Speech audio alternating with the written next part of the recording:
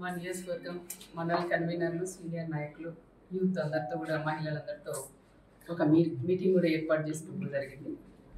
ఈ మీటింగ్ ముఖ్య ఉద్దేశం కూడా ఏంటంటే రేపటి రోజు జగన్మోహన్ రెడ్డి గారు పాపరెడ్డిపల్లి గ్రామానికి కూడా వస్తున్నారు. లింగమయ్య ఆ కుటుంబాన్ని కూడా పరామర్శించడానికి ఆయన వస్తున్నారు కాబట్టి దాని గురించి మేము ఇక్కడ ఒక మీటింగ్ కూడా నేను ఏర్పాటు చేసుకున్నాం. మా వాళ్ళలో అంటే మా తెలుగుదేశం నాయకులు కానీ కార్యకర్తలు కానీ పరిటాల రవి గారి అభిమానం ఎంతో ఆవేదనగా కూడా ఈరోజు వాళ్ళలో కూడా కనిపించింది. మీరు కూడా ఇప్పుడు చూసింటారు. జగన్ రెడ్డి వస్తున్నారు, ఆయన హెలికాప్టర్ దిగకూడదు, మేము చుట్టుముట్టి మళ్ళీ తిరిగి ఎన్నిక పంపిస్తామని వాళ్ళ ఆవేదన కూడా ఈరోజు చెప్పింది కూడా జరిగింది. ఎందుకంటున్నారంటే ఆ రోజు పులివిందలకి పరిటాల రవి అని వెళ్ళినప్పుడు అడగడగినా చెక్ చేసి ఆయనకు ప్రాణహామీ ఉండదని తెలిసినా అడగడగినా చెక్ చేసి కేవలం 3 బండ్లు మాత్రమే పంపించి అక్కడ కోర్టులో కూడా హాజరైనారనే విషయం చాలా మందిలో ఆ రోజు తిరిగి వెళ్ళిన వాళ్ళందరికీ పరిటాల రవి గారితో ఎవరైతే వెళ్ళారో వాళ్ళందరికీ కూడా ఆవేదన ఆ బాధ అనేది ఈరోజు కళ్ళకు కట్టినట్లు కూడా కనిపించింది. మరి ఈరోజు మన రామగిరి మండలానికి వస్తున్నారు, మన ప్రాంతానికి వస్తున్నారు, ఆయన రాకూడదు, మీరు నో అని చెప్పొద్దండి అని నన్ను గట్టిగా కూడా నన్ను నిలదీస్తున్నారు. అయినా ఈరోజు మా నాయకుడు చంద్రబాబు నాయుడు గారు మాకు ఒకటే నేర్పించారు. ఆయన చావుదానికి వస్తున్న చావుదాన్నే ఒక రాజకీయంగా లింగమయ్య అనే వ్యక్తే కనీసం ప్రకాష్ రెడ్డి అనే వ్యక్తికి కూడా తెలియదు. లింగమయ్య ఫ్యామిలీ కూడా తెలుగుదేశంలోనే ఉండేవాళ్ళు, వాళ్ళ పిల్లలకు కూడా ఉద్యోగాలు కూడా ఆ రోజులు ఇప్పించింది కూడా మేమే అని కూడా మేము చెప్పుకోవచ్చు. కానీ కొన్ని సందర్భాల్లో పార్టీలు కూడా మారిన తర్వాత అనుకోకుండా మన ఉగాది రోజు సంఘటన జరగడం, ఆ సంఘటన జరిగినప్పుడు ఒకరికొకరు కొట్టుకొని ఆ రోజు చనిపోవడం కూడా చాలా బాధాకరం. ఫస్ట్ జగన్ రెడ్డికిను ప్రకాష్ రెడ్డి గారు బాధపడిన వ్యక్తి నేనని కూడా చెప్పుకోవచ్చు. నా ప్రాంతంలో నా మండలంలో ఈ విధంగా జరగడం అది చాలా బాధాకరం అని కూడా మేము చేసాం. అది మామూలుగా సాధారణంగా గొడవపడి చనిపోవడం తప్ప అది ఒక ఫ్యాక్షన్ మర్డర్ అయితే కాదని ప్రత్యేకంగా నేను కూడా చెప్తున్నాను. ఒక ఫ్యాక్షన్ మర్డర్గా సృష్టించి తోపు బ్రదర్స్ వాళ్ళు ఏదో రకంగా రాజకీయంగా చేయాలని లాస్ట్ 5 ఏళ్ళు వాళ్ళు ప్రతిపక్షంలో ఉన్నప్పుడు కూడా కురుబస్సును ముందు పెట్టుకొని ఒక పక్క వాల్మీకి ఒక పక్క కురుబ వాళ్ళు ముందు పెట్టుకొని కూడా రాజకీయం కూడా చేశారు. మళ్ళీ వాళ్ళు ఎమ్మెల్యే అయిన తర్వాత పాపం వాళ్ళు పట్టించుకుని పాపాన్ని కూడా పోలేదు.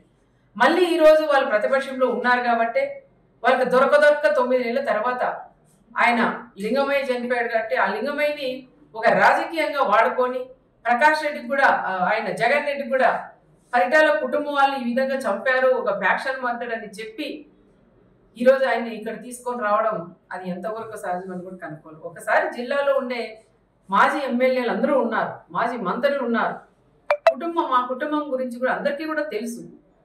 కానీ ఈరోజు ఆయన్ని వీళ్ళు వచ్చేదానికి ధైర్యం లేక, ప్రకాష్ రెడ్డి వాళ్ళు వచ్చేదానికి కూడా ధైర్యం లేక ఈరోజు ఆయన పిలిపేయడం అది ఎంతవరకు ఒక్కసారి కనుక్కోవాలా.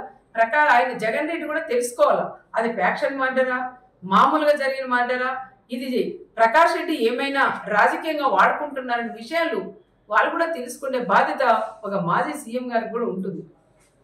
కానీ ఆ రకంగా కాకుండా వీళ్ళలో విభేదాలు పెట్టుకొని ఓ పక్క మాజీ ఎంపీను ఓ పక్క మాజీ ఎమ్మెల్యే వీళ్ళిద్దరి మధ్యలో గొడవలు పెట్టుకొని నేను తీసుకురాలా నువ్వు తీసుకురాలని ఎక్కువ పట్టింపుతో ఈరోజు ఆయన కూడా తీసుకొస్తావు. ఓకే తీసుకురండి, నేను వద్దని చెప్పండి. తీసుకొచ్చిన తర్వాత పాపరెడ్డిపల్లికి వచ్చిన తర్వాత కనీసం ఆ కుటుంబాన్ని పరామర్శించి రెచ్చగొట్టి మాట్లాడుకోకుండా ఆ కుటుంబానికి కూడా న్యాయం చేసి వెళ్ళమని నేను మాజీ సీఎం గారు కూడా చెప్తున్నాం. మా బీసీల నియోజకవర్గం మాది, మరి మీరు బీసీలను అడ్డం పెట్టుకుని రాజకీయం చేస్తున్నారు మీ ప్రకాష్ రెడ్డి వాళ్ళు. మరి రాప్తాన్ నియోజకవర్గం ఎల్లుండి వచ్చి రేపు వచ్చినప్పుడు నువ్వు కూడా ఒక బీసీకి ఇన్ఛార్జ్ ఇచ్చి కూడా పోవాలని ప్రత్యేకంగా నేను జగన్ రెడ్డిని కూడా నేను కోరుకుంటున్నా. నాకన్నా ఎక్కువ ఈ ప్రాంతంలో ఉండే ప్రజలందరూ కూడా అదే కోరుకుంటున్నారు. మా మంత్రి గారు కూడా మాట్లాడినారు, నీకు అంతగా బీసీల మీద నీకు ప్రేమే ఉంటే మరి నువ్వు వస్తావు ఈ నియోజకవర్గానికి వచ్చినప్పుడు ఈ ప్రాంతానికి వచ్చినప్పుడు నీకు దమ్ము ధైర్యం ఉంటే రేపు ఒక బీసీని అభ్యర్థిగా నువ్వు ప్రకటించగలవా అని నేను కూడా జగన్ కూడా నేను అడుగుతున్నాం.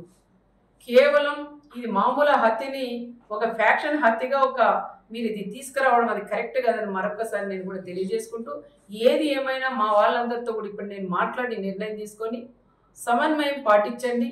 వీళ్ళు గొడవలు పెట్టి కక్షలు పెట్టి ఏదో విధంగా మనల్ని గొడవల్లోకి లాగుతున్నారు. దయచేసి వాళ్ళ ఉచ్చులో పడొద్దండి. దయచేసి అలాంటి వాళ్ళు నమ్మొద్దండి. దమ్ముంటే మీరు మా జగన్ని ఆపగలరా అంటారు. దమ్ముంది, ఎవరు మీరు అవసరం లేదు, నాకు దమ్ముంది. ఎంతమంది డిపార్ట్మెంట్ వాళ్ళున్నా నాకు దమ్ముంది, నేను నిలబెట్టగలను, నేను రాని నేను అనుకుంటే. కానీ మాది అలాంటి సంస్కృతి కాదు. మేము రమ్మనే ఆహ్వానిస్తున్నాం. వచ్చి ఆ కుటుంబాన్ని పరామర్శించి రెచ్చగొట్టి మాట్లాడుకోకుండా ఆ కుటుంబానికి కూడా సహాయం చేసుకోమని మేము కూడా చెప్తున్నాం. ఇంటెలిజెన్స్ డిపార్ట్మెంట్స్ వాళ్ళు కూడా సార్ అని కూడా అడుగుతున్నాం. రెచ్చగొట్టి ప్రకాష్ రెడ్డి అనే వాళ్ళు ఈరోజు ఈ టైంలో కూడా ఆయన మళ్ళీ పెడుతున్నారు. మీకు ఆపే ధైర్యం ఉందా అని. ఇక్కడ తెలుగుదేశం బ్లడ్ ఉంది, ఇక్కడ పరిటాల బ్లడ్ ఉంది, మా చంద్రబాబు నాయుడు గారి బ్లడ్ ఉంది. మేమెందుకు ఆపాలంటే? నువ్వు రెచ్చగొట్టి నువ్వు ఆపండి, ఇది మళ్ళీ రాజకీయం చేసి ఇంకా 100 రోజులు 5 ఏళ్ళు దీన్నే రాజకీయం, మా జగన్ వస్తుంటే ఆపారు అని చెప్పుకోవడం కోసమే నువ్వు రెచ్చగొడుతున్న విషయం ప్రతి ఒక్కరికి కూడా తెలుసు.